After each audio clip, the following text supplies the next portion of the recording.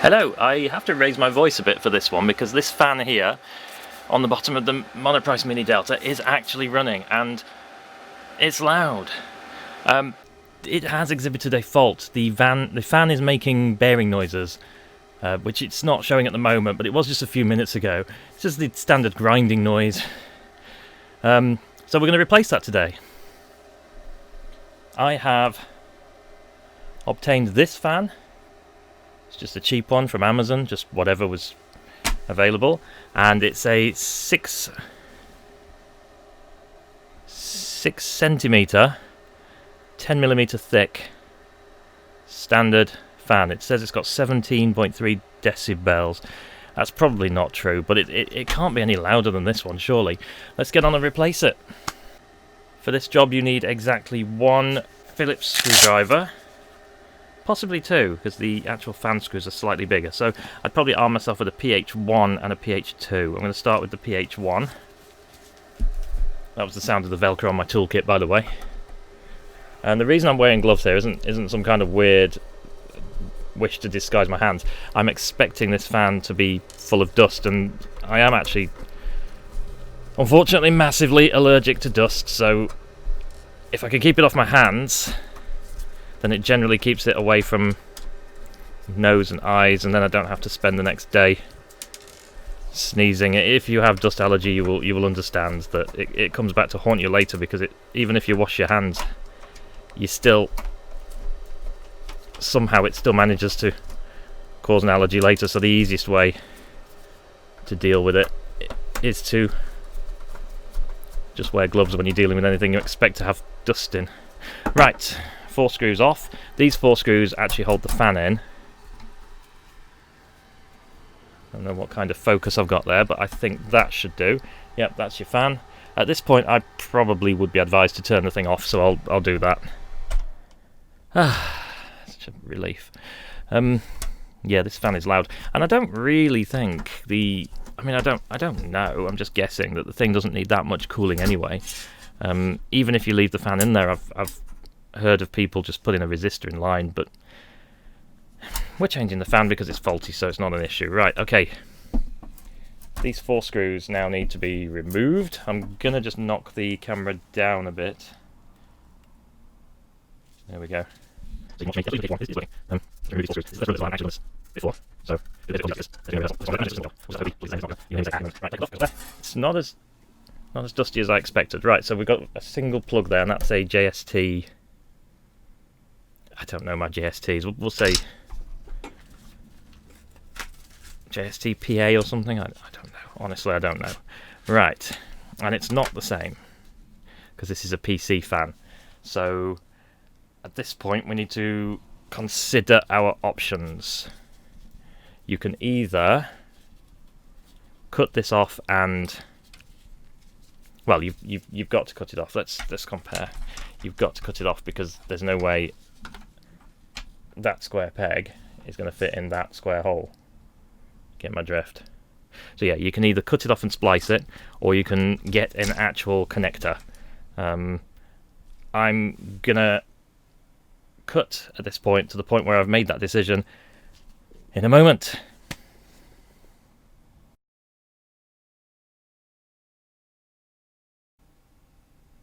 Okay, I'm back with some good news. The connector is identical to JST XH.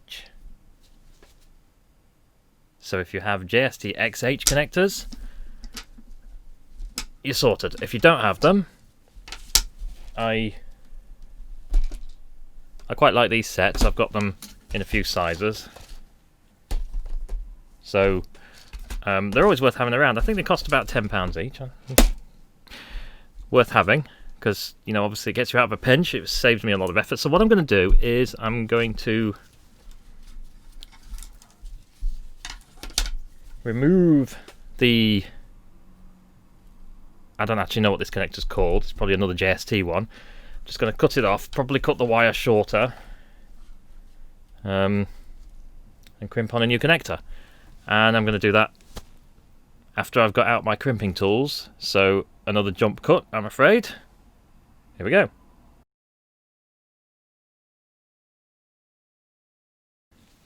Okay, now I've never done this size crimping before, so this is going to be interesting. These are my tools. We have the infamous. The thing is, you need this tool or one. Focus. You need this tool or one like it to crimp connectors like these. You can get other connector crimpers, but they tend to be for the I always forget the DuPont. That's it. I always forget the name. They don't tend to work so well with smaller connectors, as we're going to find out. It's hard enough as is. It's just a wire stripper. Nothing special there. Right, here we go. I have looked it up, and I am reliably... Well, the internet says that the yellow wire is a sense wire, so that's the one we don't need. So I'm going to go about there. Snip that off. It's interesting braiding we've got on here, but we don't need it. Not really sure how I'm going to get it off. I would probably cut that with scissors or something, but yeah, if I've got some scissors, I'll just try and trim that back from the inside.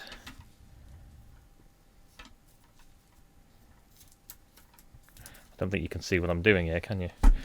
I'm just trimming that off.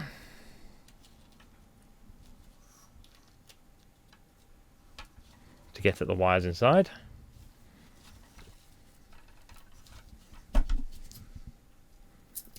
I don't know what that's for. I really don't. Right, so then we need to get ourselves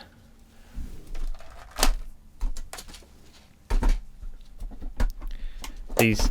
If you've never done crimped connectors before, you have the outer shell bit, and then you have...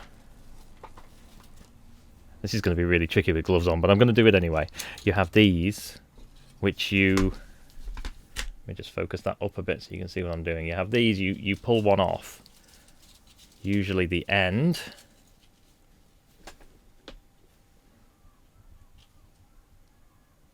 You just kind of, you know, they're sort of, you wiggle them till they come off, and then that is crimped onto the end of the wire. And it's a 2-port connector, so we'll need 2 of those. In fact, usually you find that you need more like 3 because you always mess one up. Right, so I'm going to leave the focus there. I don't really know why I don't have a camera that focuses itself. I'll work on that because it's actually a bit of a pain having to constantly manually focus it. I don't think it... I have tried, and I don't think it focuses in any other way. We're about there. Okay, so strip. See, these are so tiny that you probably can't even see what I'm doing. You stick that in there, and you need to allow about... Oh my goodness, the amount of wire that you need to allow on the end. It's so incredibly short. We're looking at about, what, 2 mil max that you want to strip off. Yeah, I normally do DuPont, and you kind of get used to doing DuPont connectors, and they're pretty... Those are the ones you get like on servos and stuff.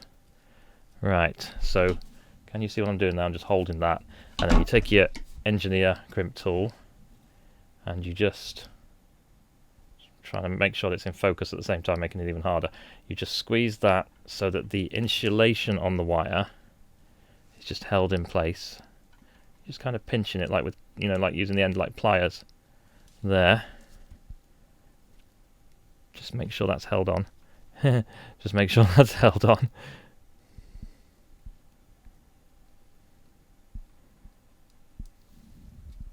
Because I'm behind the camera, I can't even really see what I'm doing here.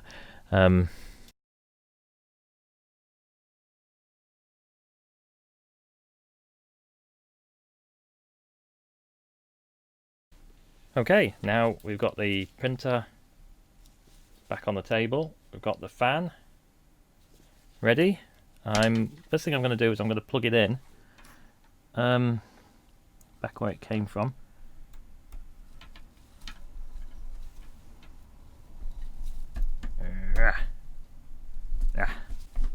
I'm going to just screw this back in. I really don't think it matters which way the air flows, but usually on these fans you have an arrow. There we go. I don't know if you can see that. There's an arrow telling you which way the air flows just there. So it's telling you which way the fan spins, to the right, and the air flows that way. The old fan, I think that side was outwards, just based on the dust pattern here. I think that side was outwards, so it was sucking inwards. So we'll keep that. You know, obviously they put some effort into the design. I say they put some effort into the designers. I imagine they did. So we'll keep that consistent. So the air is going inwards. So that would put the fan that way round. Just screw. And in case you're wondering why I'm sniffling, I did mention allergy to dust. This is just, you know, this is just how it is. Even with gloves on, you know, this is just how it is. I'll take antihistamine later and all will be well. In fact, I probably won't. I'll just moan about it. Right, screws go in. Having an allergy to dust is a real pain in the rear, to be honest with you. Because, you know, dust is everywhere. Right, fan is in. My convenient. Is at least obtrusive. Right, screws go in. All things I'm going to include pets. Actually, really pets, which is probably. I won't say worse. It's actually real. Other people I'm allergic to pets. Hay fever is real. I think it's about 2 months a year. Yeah, it seems like you have a monster allergy. You can have loads of them. I think dust is probably worse one because dust is literally everywhere. It's literally everywhere. And you can get more often, but that's not because and usually has access to you. We're done. We're done. I'm going to plug that back in, and we're going to see how noisy it is compared to how it used to. Okay. Yes is the answer. Don't worry though. Don't worry. Don't panic.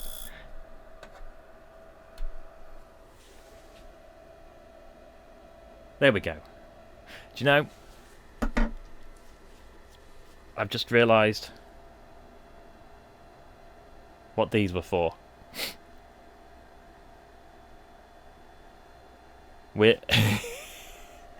This is how it works. This is how it works when you do these kind of things. I mean, I think another fan would not have needed these because the old fan didn't need these, but this fan does. So yeah, okay. Well,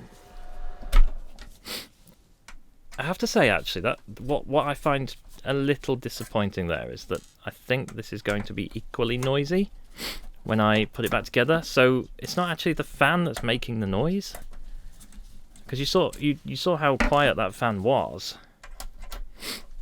when I how quiet that fan was when it was not connected, and we'll see again in a minute how quiet it was when it was not connected up.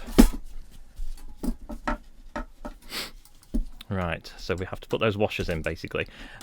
What we were experiencing then was the grill was hitting the fan. Yeah, if you listen to it out of the casing, it's quieter. Do you hear? I don't know how much of this you can hear. If you listen to it out of the casing, it's quite quiet, but as soon as it gets next to the casing, it gets a lot louder. Okay.